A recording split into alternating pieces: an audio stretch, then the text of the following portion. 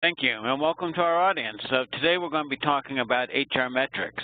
This is, of course, the first part of 2017, and organizations are beginning to start thinking about their metrics. If they've done metrics before, perhaps expanding on them. If they've been doing it for the first time, they're considering which metrics they're going to use. So we're going to be talking a little bit about all these issues, and then we'll have time to answer some questions that you may have as we go through. So let's get started.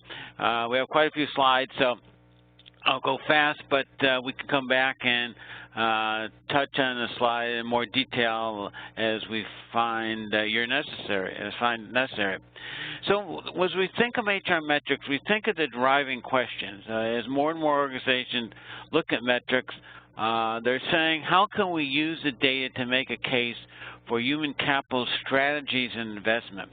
And so one of the things that we're looking at is as HR moves into the strategic parts of the organization, that organizations are asking not only for metrics, but metrics that can help from a strategic standpoint. So that's an important consideration that we'll talk about. Then they want to know which measurements should we consider, and we'll find out that there are literally hundreds of metrics that are now available. Some are in books that are now being published, and we're going to try to have to reduce that down to those key metrics that are important for your organization. Then how do we turn these measurements into actionable items and gain a buy-in from senior management? So just producing these metrics is not enough. We need to gain a buy-in from senior management and have them use it to make better strategic decisions. So let's just start as from an HR perspective. You're driving to work in the next morning, and you think about all the things you're going to address during the day. And as you approach your office, you find there's a group of people that are waiting in line to talk to you. So the first is an employee, and the employee indicates that a friend had asked them if he should work at your organization, and he responds, "I'm not sure to recommend our company."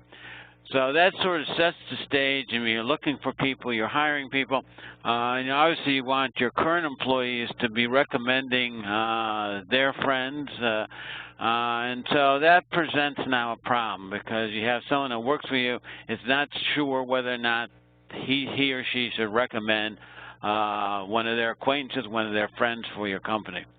So as you're putting your things down on your desk and getting ready to go to work, you find there's a knock on the door, and it's a government auditor. And the auditor asks, are your human resource management practices in compliance with the law?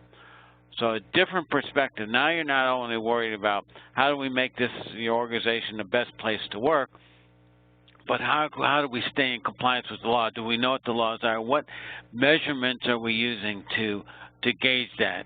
And so after you talk with the government agent, you promise to get back in touch with them and respond to their list of questions, and say, okay, well now I'm getting ready to begin the day. When the risk manager pops in the door and says, what are our organization's human capital risks? And risks have become a very important issue. Not only